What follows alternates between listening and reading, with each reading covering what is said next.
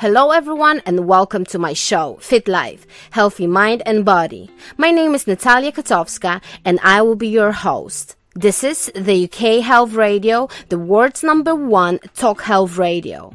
With over 13 years of international experience in sport and fitness, years of study, I would like to share my experience, knowledge, and most importantly, my endless love and passion for living a healthy lifestyle for my mental and physical well-being.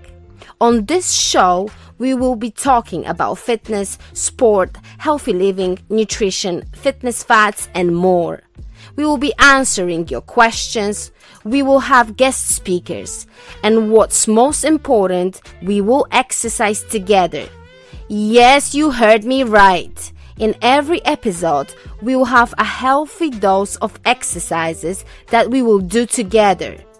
So we won't just talk about fit life, we will actually experience the fit life together. Are you ready? Then let's go.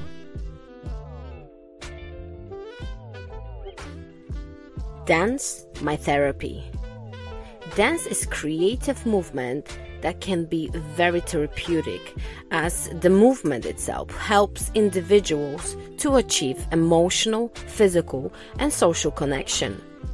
Dance is very beneficial for both physical and mental health. It can help in stress reduction, increase muscular strength, coordination, mobility, and more. Today, we are speaking with Darko, who has been a dancer and dance teacher for 16 years. He has competed in various dance competitions, performed on many dance platforms such as Move It, Dance the Light, Breaking Convention, World of the Dance, and more. He has traveled to Europe to teach and judge several dance competitions. In 2019, Yao was nominated as the Male Choreographer of the Year by the UK Dance Award. Yao, welcome to the show. Okay, thank you so much for accepting invitation, being with us. Of course. Health Radio, 1.2 million listeners, mainly in UK and USA. So, you know, it's a great platform. Thank you so much for being. You're looking sharp, fresh in the morning. Well, it's not that.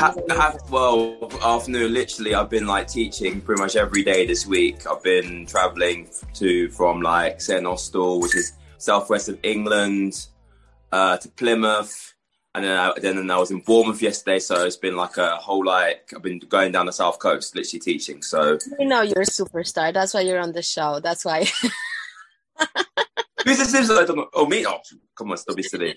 I got my coffee as well, so I'm literally going, wake up, yeah, wake up. So apologies for the late no problem. Attendant. No problem at all. Thank you so much for being in and sharing your experience and willing to be vulnerable in front of a pretty big audience. So that's. Thank you so much. Thank you for having me.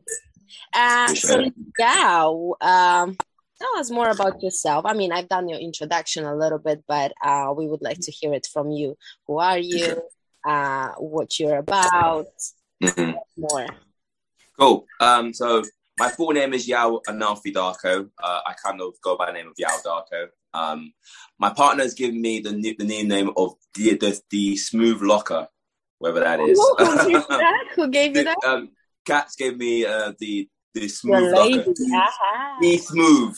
With a D, not THE, D Smooth Locker. So anyway, so I've been dancing properly since I was 19 years old. I'm 35 now. And my journey is a bit weird because the dance that I specialize in is locking, which is one of the first street dance styles to be created back in 1970 by accident by the name of Don Campbell. And but when I first started dancing, I literally was a freestyle dancer. I had no element of foundation. I think I kind of was inspired by watching a lot of Michael Jackson and Janet Jackson and watching Ray Robson projects and, and being told, yeah, you can't dance. pretty much. I got told you can't dance. Literally, at about the Who age of told you 7. that? Who told you? Some person that I was dancing in front of, and she was like, yeah, you can't dance. So I was like, okay, I need to learn. And dance has always been a part of my life. You know, I'd always be like dancing for my cousins, and I would always like be trying to show people I could do it. But in reality, it wasn't that good. So when I turned 17, I started to just really watch dance videos, Missy Elliott videos. Obviously, I'd always be walking around Michael Jackson, Janet Jackson, and I watched show called Wave Up Project, and I got inspired. And then I trained with b-boys. Then I entered like a school dance competition and won, and that's how it kind of started going from there. Like I went to Brunel University. I did a completely different degree. I did an economics politics degree and a master's in international relations, but always danced alongside it. And when I left university, I just on the run a little bit. I was trying to find my niche, trying to find my, my lane. I trained a few people. Kimberly J helped me a lot. TK, Tamara Kramer at 68 helped me a lot. I moved down to Plymouth to train with a group called Beat Breakers, and they helped me to kind of find what my avenues were. So I trained with them a little bit. I'm really trying to skitter through this because it's a long history. I don't know. I know you haven't got that much time. Don't worry. You're already answering the second question of the journey. So it's brilliant. Yeah, and then yeah. I mean now I would say I specialize in locking. Mm-hmm. I have 2 classes a week and 2 studios, based dance studios in 68 London. I have my own locking group called Funk in the Future, who specialize in locking, but we're starting to slowly but surely look at the whole umbrella. So we recently started popping in our sets. We're going to start doing some house with the house queen over here, hopefully, fingers crossed. I'm very humbled to be able to judge. I've been asked to judge a few dance contests around the UK for a few dance circuits. And, you know, I see myself more as a mentor. Like, you know, I'm not somebody that is like, I beat my own trumpet in terms of my dance ability, but with my dance experience, I always try and pass that on to other dancers in the younger generation, because believe it or not, I'm not a very confident person. I do suffer from a lot of nervousness and anxiety. So I feel like I want to give back, and I want to be able to mentor and help people through that, because it stopped me from doing things that I probably should have done. And maybe I probably would have been in this position a lot sooner if I had kind of managed that in a different way. And it's perfect for this platform because obviously we talk about mental health. And one thing about mental health is anxiety, nervousness, it can really be something that be quite paralyzing, So that's me in a snapshot. Sorry. Yeah. That's exactly what we're going to talk about, because today's subject is dance my therapy. So, I've spoke about it a little before, but I like to go always with different people in different paths and ways of what dance means to them, or sport in terms of mental health and physical health. And like you just mentioned, dance is a perfect way to help yourself physically, but also mentally. It helps with depression, like I mentioned in the intro, depression, anxiety, even post-traumatic stress disorders, different things. Obviously, depends where you're going to take your dance. It can be a professional dance therapy, or just like we do, which is more of a self-expression and some form of way of escaping the reality in a very creative way. So I'm glad that you mentioned that. But before we go to this this topic and this question, I would like to know, why dance? What was it when you were this 18, 17 years old kid that pushed you to look for those Michael Jackson videos, to look into that form of art? Because, you could choose painting, or you could choose, I believe your dad is a doctor. You could choose something else. And looking at your parents, dance wasn't really something that was really well known in the household. What is dance about? Yeah? Why are you dancing? Literally, that's what my parents still say to me this day. It's a good question. I've always been a creative person. I think, like, when I was back in school, I used to draw a lot. used to do it. And my dad used to give me like a drawing board, and I used to just draw all day long, you know, draw like different, and then I took it into actually art. I think it's also down to music. My dad, from a very young age, exposed me to a lot of Motown music. You know, I used to be with him a lot, whether it be at his workplace or just going with him on the road. And he'd always used to like, you know, play James Brown and the Commodore, Luther Vandross.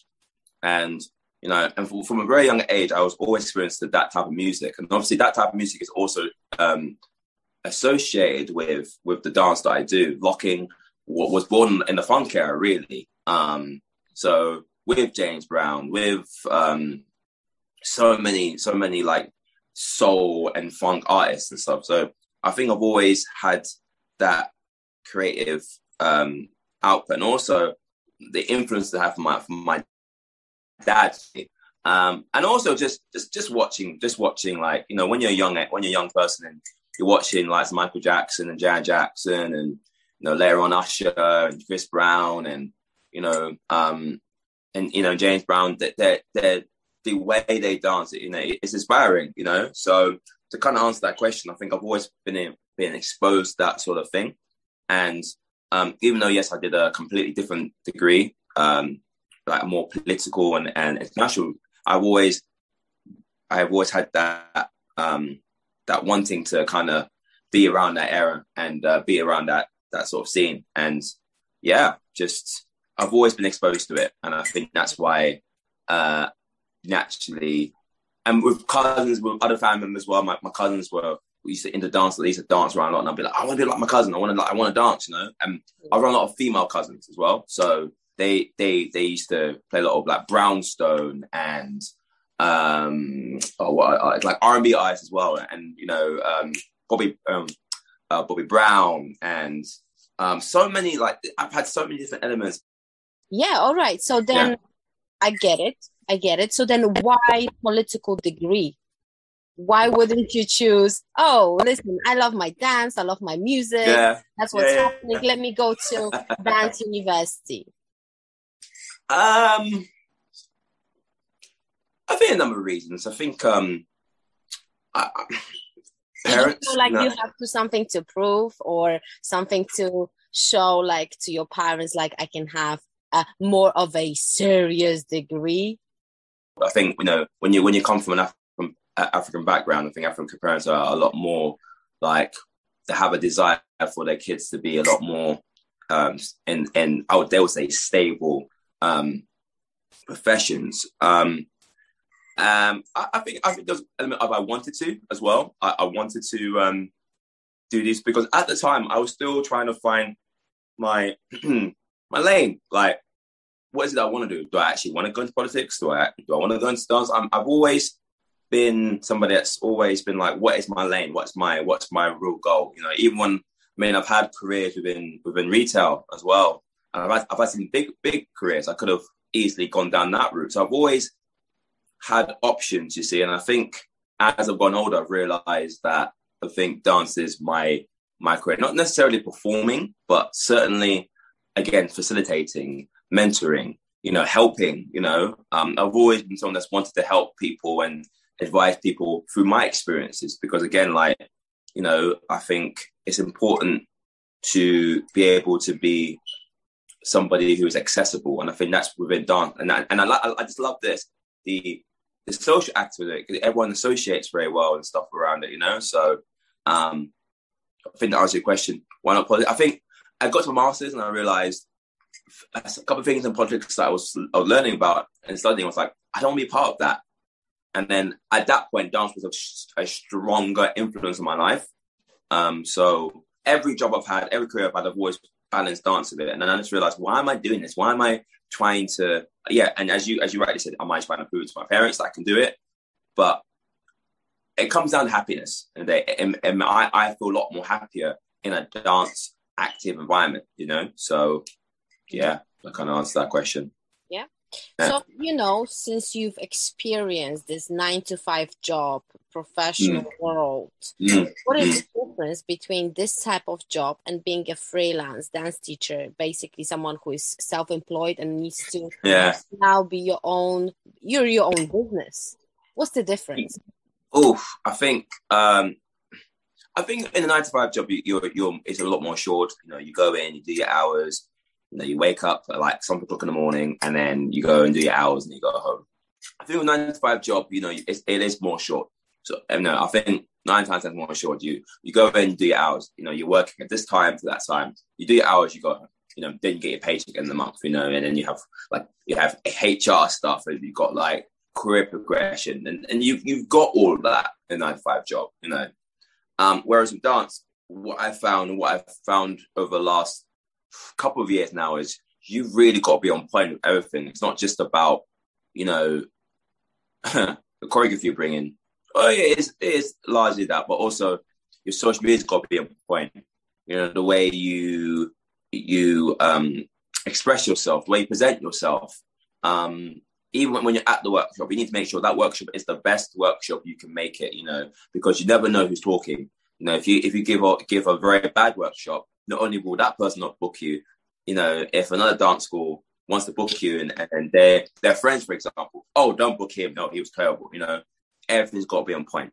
So I think for me, the difference is it's you got to outsource. You got to be your own manager. You've got to manage time. You've got to outsource your options, and that's hard because in this day and age, in the TikTok era, in my style especially, with locking, with dance schools, it's not so bad. I feel like dance schools are amazing at knowing that their kids need foundation, hence where I come in. But if you don't offer something tangible and different and unique and great, then you're not going to get booked. That means that you're going to struggle. I've been very blessed over the last month or so to have so many offers. I mean, obviously lockdown has been a huge impact on a lot of people. A lot of like freelance dancers, we've had to all go online to teach. I mean, it's like the first time using Zoom in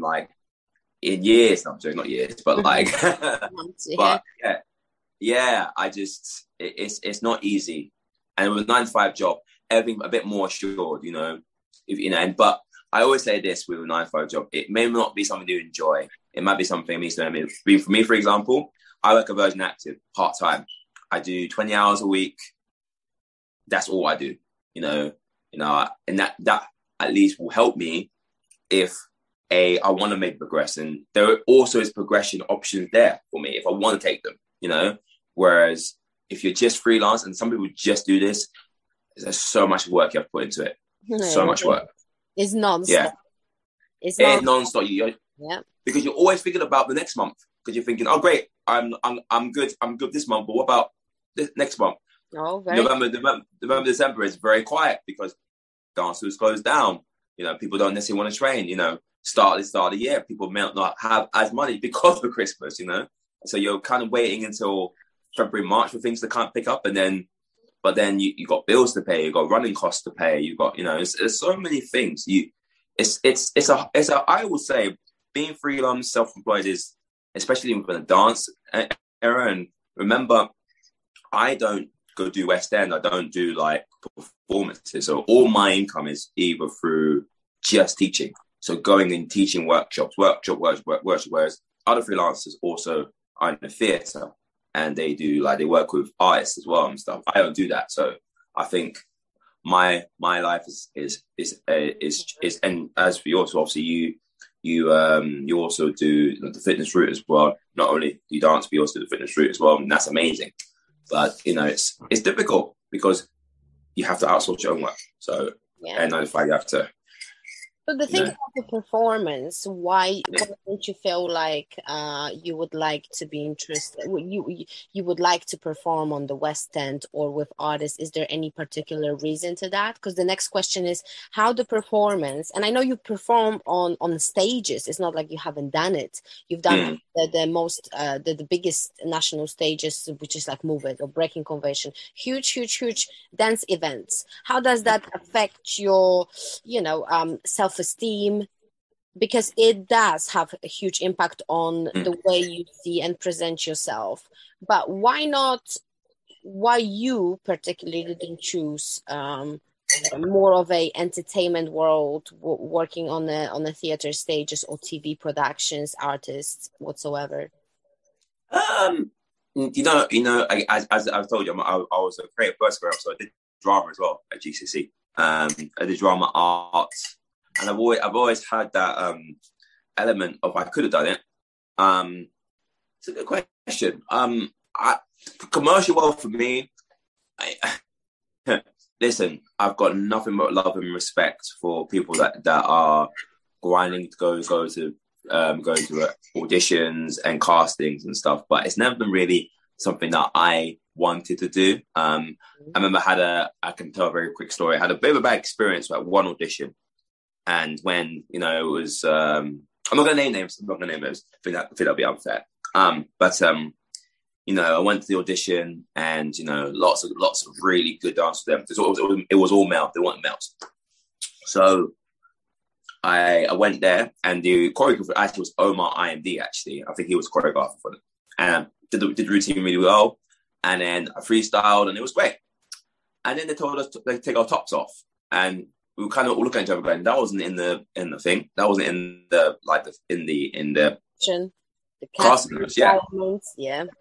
Yeah. So cool, we all did it, and then we kind of all found that basically what they're looking for wasn't necessarily dancers. They're looking for people that their body was on point. I mean, physically at that point, I wouldn't say I was terrible, but there were other people that had a better physique than I did. So they got picked, and then I was literally walking out. I was like, "Cool, thanks," and literally one of the band members went, "Listen, stop there a minute. Can we not pick him? He was so good. And the people were like, "No, we have who we have." I'm like, "No, I'm not doing it. We're not having him. You can go." I'm like, "All right, okay." And in my head, I'm like, "Yeah, that's not cool." Like, you got an artist who wants the dancer to be in it, and you got a producer, and that for me, that kind of went, you know what, this is not for me. This sort of era is not for me, or arena is not for me. But listen, if people want to do it, then it makes them happy. Raising that subject, because that's something that I've always mentioned in terms of modeling world. I maybe haven't talked about it a lot when it comes to dance, but that's the problem. Well, not necessarily a problem, but that's the difficulties that we face in that ruthless entertaining world, that you've been judged 24/7, that not necessarily your skills or your beauty really matters that much, but sometimes, first of all, who you know, how great you can adapt, or I use that word, how you can kind of be I'm sorry for the word, but ass leaker. Unfortunately, we've seen it, we've experienced that. And it's just sometimes very, very sad, especially when you try to inspire your generation to do it and believe that this is all about talent, how great you can do, how beautifully you can showcase your skills. Unfortunately, the real ruthless entertainment world out there shows you that is not necessarily always about it. And it's always that awareness that this form of judgment is not necessarily correct. I gave a few examples of my own stories where I said, if that happened to a 16, 17 teen girl, they perhaps could go on a very bad road mentally, and perhaps that particular person, in your case, a choreographer, dance producer, or whoever.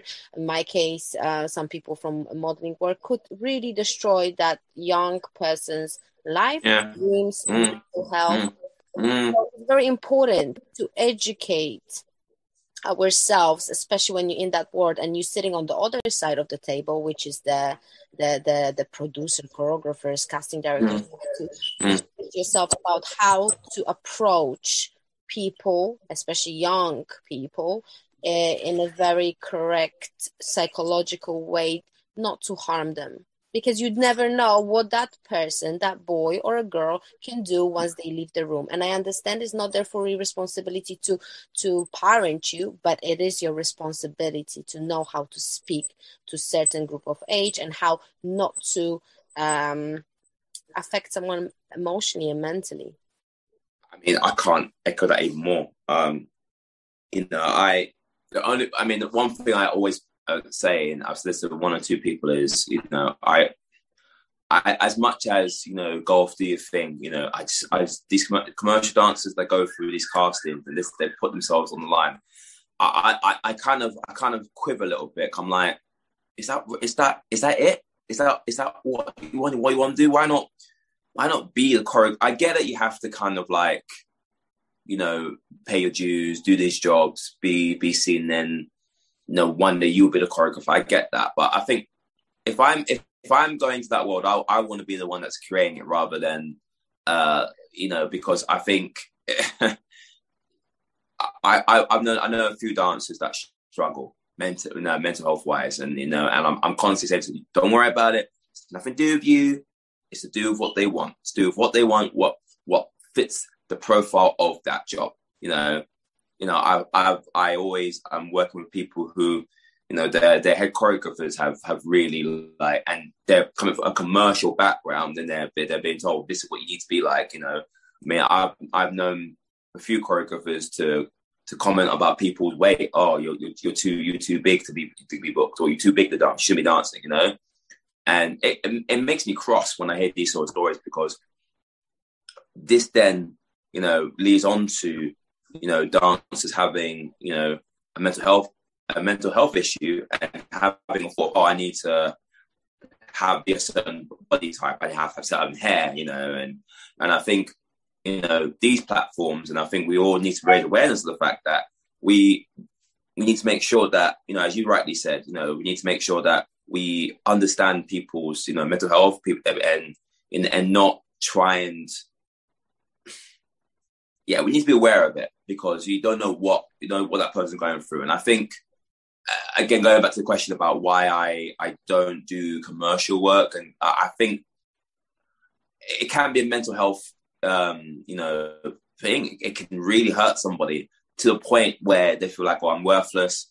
I don't want to do this. They quit dancing. They do something else, which they may not even enjoy, or they may enjoy, but it's very important that, dancers and performers are aware of the implications, and I just, for me, with that sort of era, I kind of go, you know what, kudos to people that do it, but it's just never been something I want to do, just because of mental health. I think my mental health is important to me, and I just feel I could see myself.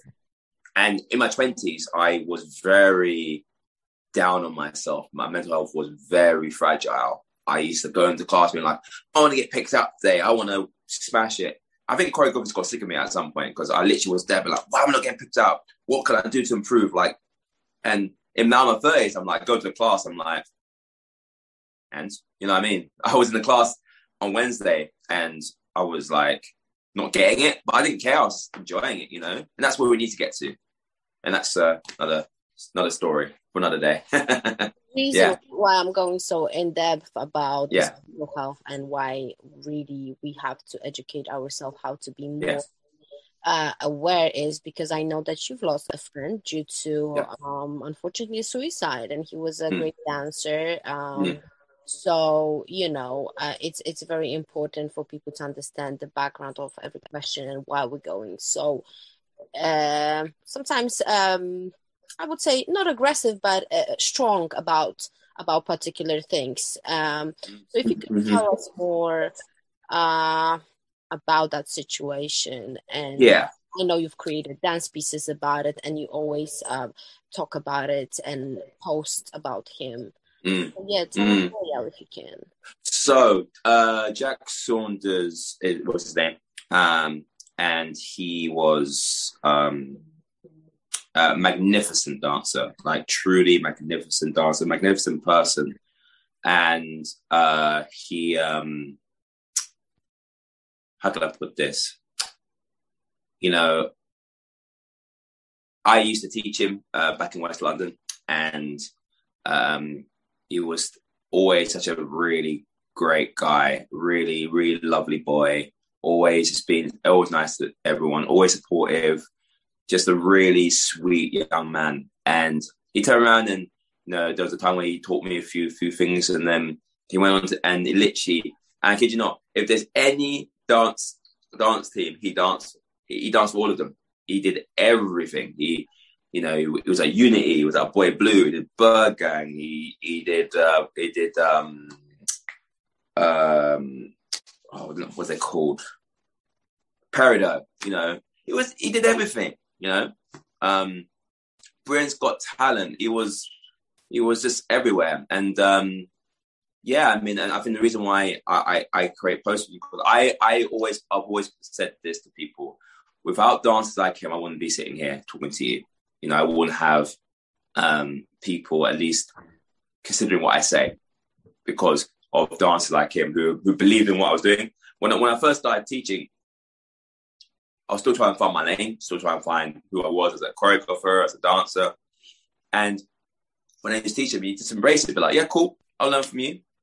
And then he gave me the confidence in myself to go and be like, you know what, I can do this, Mm-hmm. He just was an extremely talented guy. He could do everything. Like you give him something, if he couldn't do it, he'd go away, train it, come back and do it. And when I was in one job, actually, I actually offered him a job actually as a breaking teacher as well because I knew how good he was. He was a fantastic guy, and I've been very lucky and humble enough for his family to allow me to be able to post about him, to dedicate pieces to him. And in fact, I know this probably got out, but it's fine. So my last ever. So I'm actually retiring from stage. I'm not going to be on stage, dancing on stage anymore. I've decided. A lot of people go like, "Well, you're only 35."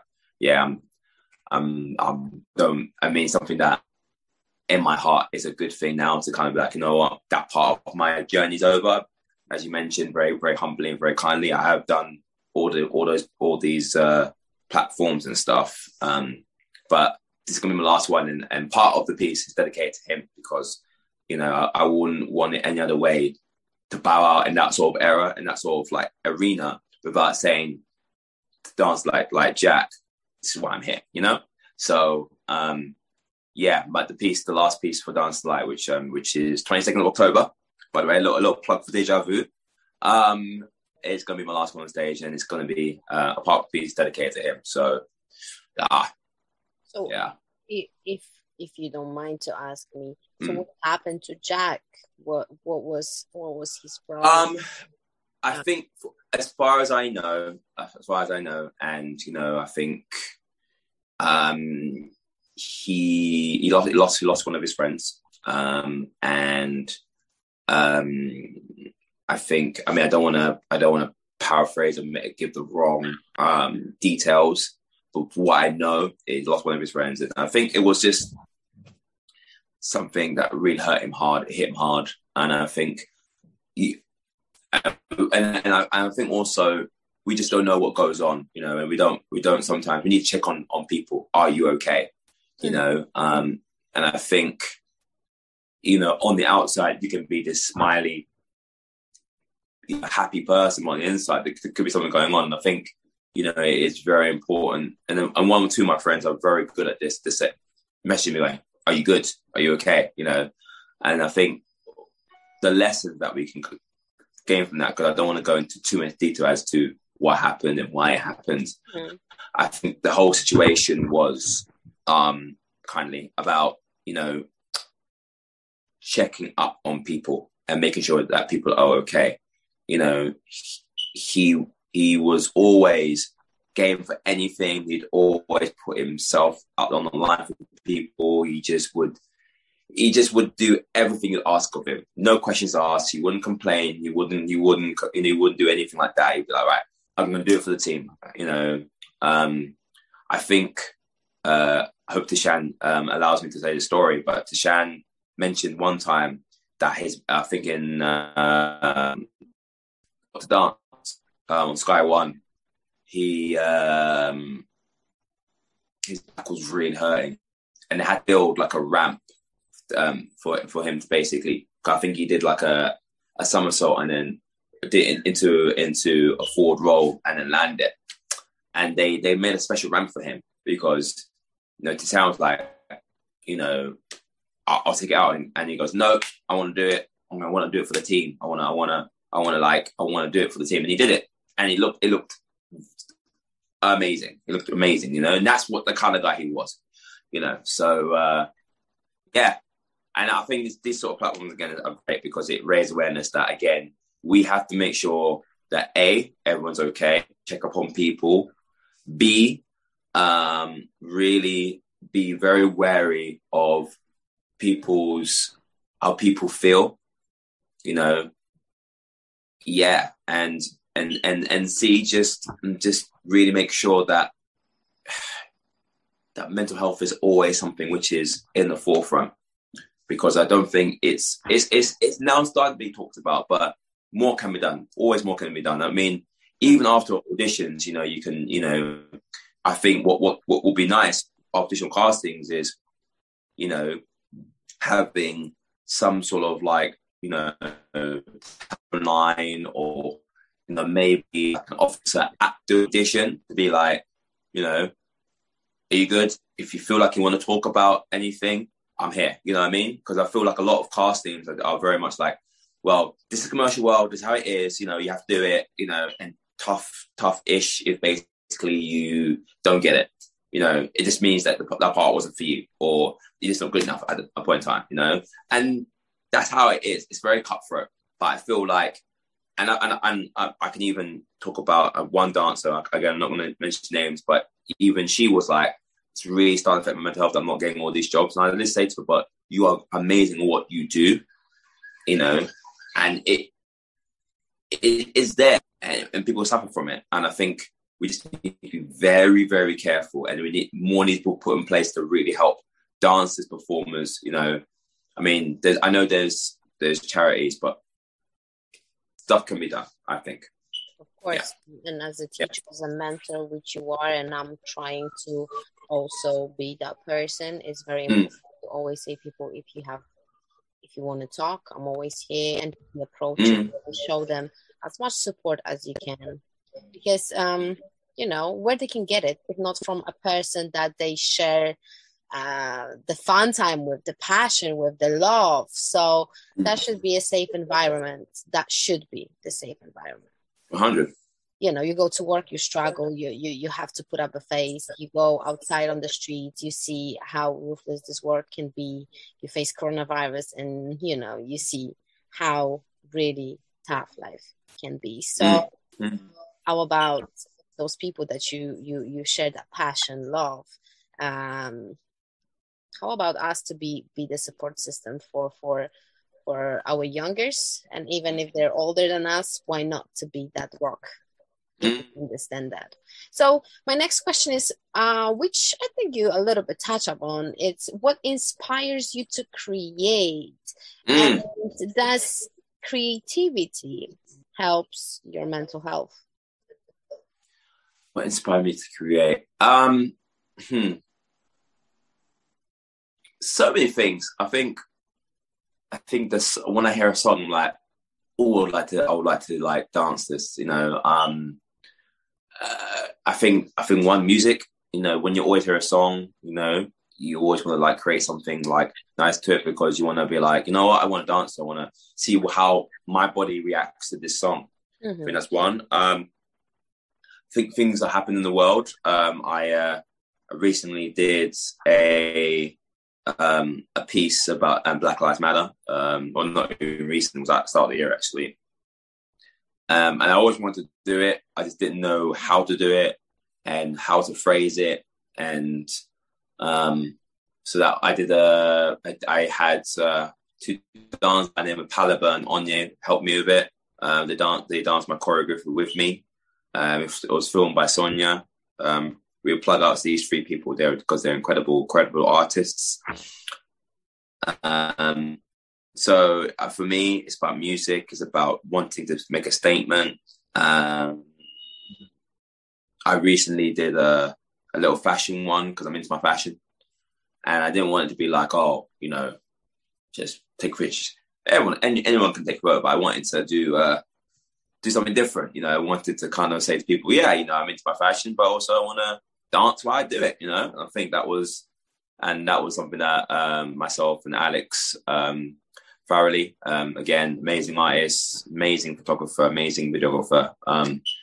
I know. Well, I remember our times of training. Yeah. He always speaks so highly of you. He's a lovely guy. Yes, fantastic. But, you know, just a really nice guy and just very, very knowledgeable as well. Very, very knowledgeable.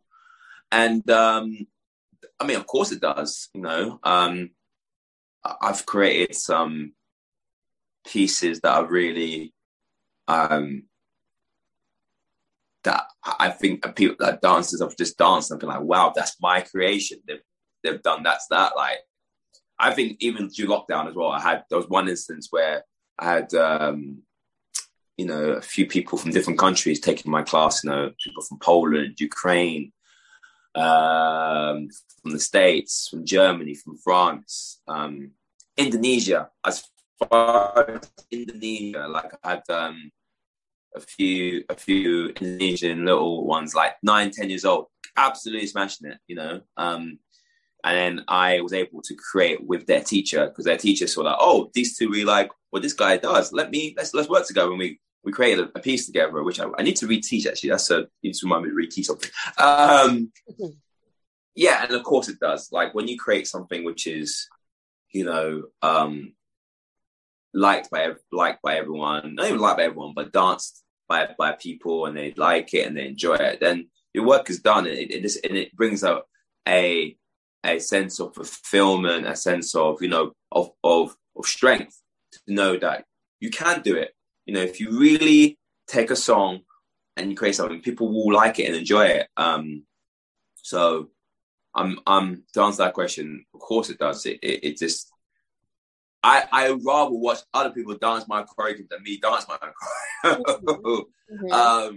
I love it. It's one reason why. From any corner, basically, life situations, music, people, meeting, 100%. Engagement with this world. 100%. 100%. Yeah. So, what are the future plans, projects for Yao and for your company, which you've mentioned already about the Dance the Light, 22nd of October, right? Yes. Do you know, like, I think where people can find you if they want to connect with you, if they want to book you, just sell yourself. That's your time. You've only got 1 minute. Go. So yeah, Dance to the Light. I've already touched on it. 22nd of October. It's a locking set with a bit of a difference. We're gonna be using a little bit of different music, as I always do. I hope people like the piece. Just continually just teaching. I really want to continue to teach from the future. Hopefully, going to be doing a few more shows next year, 2022. Fingers crossed for Move It. Really would love Fun Future to perform Move It. So fingers crossed that happens. Where can you find me? My Instagram is Darko FOTF 86. So it stands for Funk of the Future, but this FOTF 86. Darko. That. We will add the socials to the description, so they will. Funk of the Future now has a website, www.funkofthefuture.com. Thank you to Roz, by the way. I don't think she will watch this, but Roz very kindly put that together, and she's done an amazing job of it. So you can find me there. You can book our teachers there. So it's not just me. You can book. We have a number of like teachers on the roster as well, which are on there, so you can book them. What else? What else is happening? I think that's it. What's your plans? What's my plans? Oh, my plan is to retire now.